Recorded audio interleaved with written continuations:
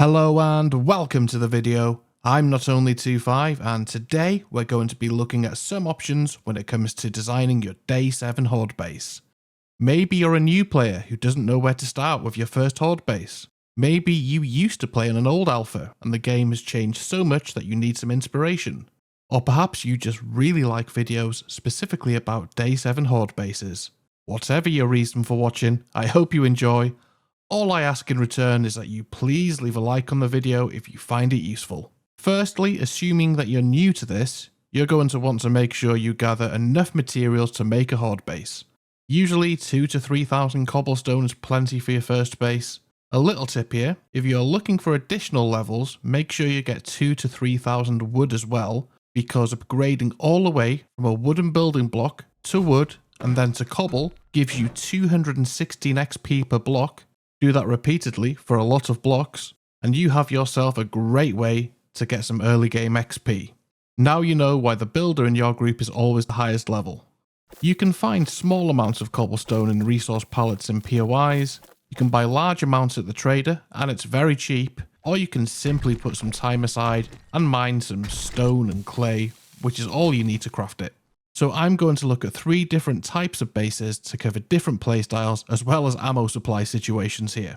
So we're going to look at a mainly melee option, an entirely ranged option, and a simple zombie loop that's designed to thin out the herd and stop them all arriving too quickly. So number 1, the melee option.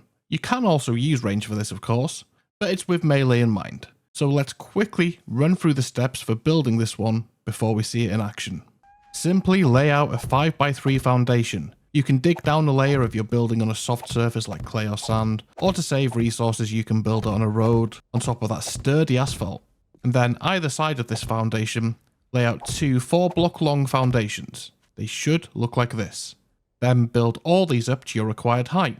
I like my builds to be 5 blocks high. Then we'll add 2 blocks just here and 2 blocks just here, so it looks like this. The remaining floor space we want to fill in with simple bars. You'll want to get these on an advanced rotation by holding R and selecting the advanced rotation option so that they're level with the rest of your floor.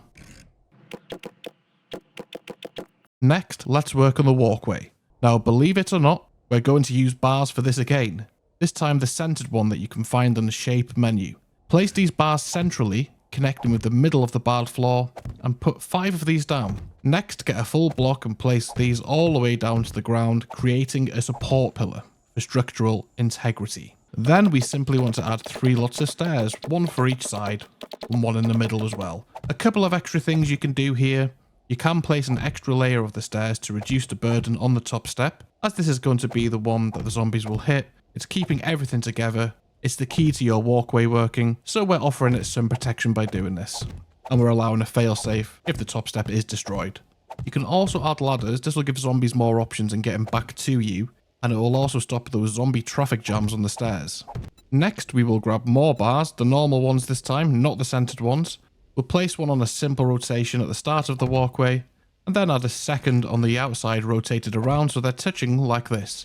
This will give the zombies more work to break through. Offers you more protection. Then place a wood door down at the centre at the back of the build for a cost of 10 wood. This is to give you an emergency exit plan. Build the walls for the main building of the base 1 high, just for now. Back to the shape menu now for the double pole shape. Get an advanced rotation on this one so we can have a clear view of what's going on out front. Leave a space in the middle for now, we'll get back to that. Then build your walls up 3 high like this.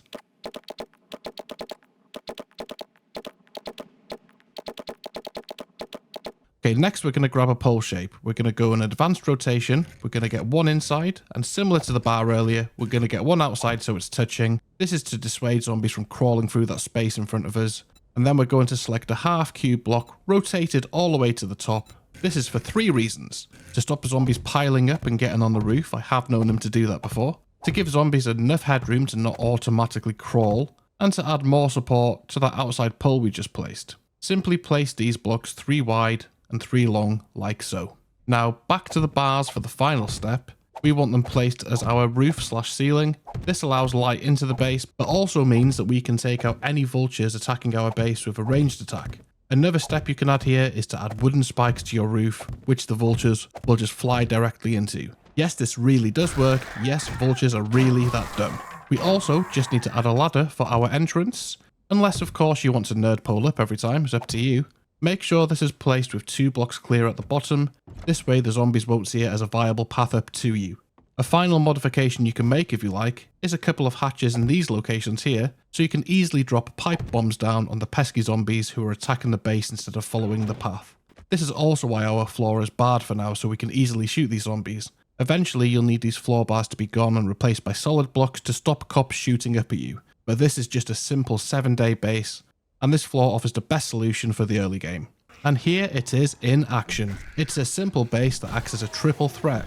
You can melee, you can range, and you can use grenades or pipe bombs to keep the Horde at bay all night long. And the thin walkway causes them to fall a lot easier, so if they stumble, stagger, if you knock them down with melee, or if they're just jockeying for position trying to get to you, a lot of them are going to fall down. And of course you can effectively bolt this base onto an existing sturdy POI if you want to save on resources. You just need to make the walkway and the fighting section, and you will need to make sure that you fully cleared the POI and cut off all access for zombies. Next up is the ranged option. This is going to be really quick because it's a really simple design that goes back to the very beginning of this game, I think. It's a design that probably won't last you long beyond day 7, unless you really beef it up and go for it and add traps, but you know, that's another conversation. But it should be fine for the first Horde night like this. It really is the oldest design in the book.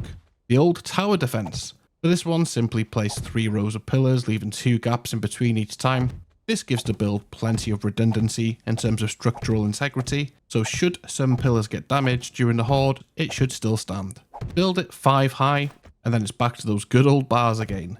Put them in as your floor.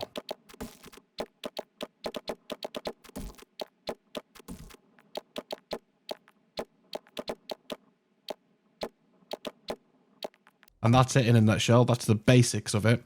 It's an easy platform you can shoot down and have sight of the zombies all the time. There are modifications you can make to it, like there are with all bases. You can add plates around your pillars, on an advanced rotation, on each side to give the zombies more work to do. This makes them really durable, it makes your base extra sturdy. It's highly advisable. You can add up a little roof using some thin poles and more bars, and more spikes as a vulture deterrent, because believe it or not, even if you have wide open spaces on the side, they will still try and get down through the top. Yet they really are stupid. You can also add hatches like we did in the last base and put them in strategic locations so you can drop pipe bombs down again. Really effective in this sort of design actually. You will need to put some sort of plate or pole on the top for the hatch to latch onto and attach to. You can also go ham placing spikes like it's Alpha 15, and that'll just buy you a little bit of extra time if you really want to go old school with this. Just be warned, you don't get XP for zombies that die on spikes. So here it is in action, again pretty straightforward. Just make sure you've got plenty of ammo if this is the route you're going, and have fun.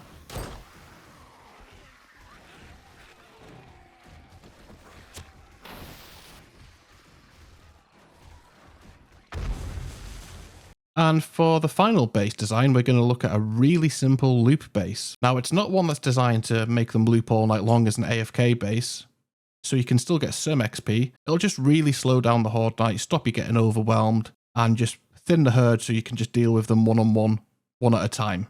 So if you don't mind the Horde night lasting a bit longer and potentially missing out on some XP, this could be the one for you. For this one, we're going to need the exact same starting foundation as our melee base. A 5x3 foundation with 2 4-block long foundations either side, built up 5 high, fill in the floor with bars, build up your wall, add your bars to the roof, and I know that was really quick, but just honestly go back to the melee base section of this video, it's exactly the same for this section. Now where it differs is we're going to use a block called cube quarter. We need to make sure this is on an advanced rotation and that it's rotated so the top is flush with our main base floor. We then want to go back 3 blocks like so. Then we can rotate it so it's parallel with our walkway, and the zombies see it as a continuous path. And then we repeat, we go back 3 more blocks, we add our support pillar. And then on the other side of the pillar, we repeat again with 2 lots of 3/4 blocks rotated like we did previously. And then we add our stairs. With the stairs, I would definitely recommend adding ladders on your stairs to really encourage the zombies back up, if you want them to keep looping. And then we're back to the bars again. And we want to place these bars on a simple rotation, leaving a 1 block space behind it. you need to place 3 bars and it should look something like this when you're done. You can play around with it, you can see if you can optimize it, you can see if you can turn it into a continuous loop if that's your sort of vibe. Same with all of these, they're all really open to customization. They're just to give you some basic ideas for your day 7 Horde night, so you can go into it and experiment, have fun, and find out the playstyle that suits you. This base is that simple. Zombies will be sprinting, trying to hurdle over these bars. Their momentum often carries them right over and sends them down for them to try again. The ones that do make it through can be swiftly knocked back down due to the thin walkway, and it makes for a really less stressful Horde night, but one that also does give less XP as well. Again, similarly to the melee base, you could bolt this onto an existing POI if that's more your style. Another, more traditional loop base that has a higher percentage chance for zombies to fall would be to use the same design as our first melee Horde base, but instead of the walkway, place 3 rows of pole centerpieces like so. Zombies still see this as a viable path, and more often than not, will slip into the gap. But be warned, the blocks will appear as if they're floating by magic, so if aesthetics and immersion are your thing, this probably isn't for you. Zombies do tend to go into rage mode a lot after falling in this design, so just keep a pistol or a bow handy to snap them back into action, and this is where the barred floor and open windows that we installed previously come back to help us. It gives us a nice clear view of them. The few zombies that do make it across easily fall down with a quick ranged or melee attack. And here's a quick look at this one in action. So there we have it, 3 Horde bases you could make by day 7. Hopefully this guide gives you a bit of a grasp on some basic base building, and before you know it you'll be designing endgame bases to take on the late game Hordes. I will be back with another base building video soon, probably one that focuses on mid-game Horde bases. That will talk about electrical traps and so on. So if you enjoyed the video, do let me know by leaving a like down below. A big thank you to all the members of Team 25, our Ball of Famers, who support this channel via YouTube channel memberships and via Patreon. Your support means the world to me and I couldn't do it without you. If you're new here and you want to see more content on this channel, why not subscribe today? Thank you so much, have a good one, and I will catch you in the next one. Bye bye.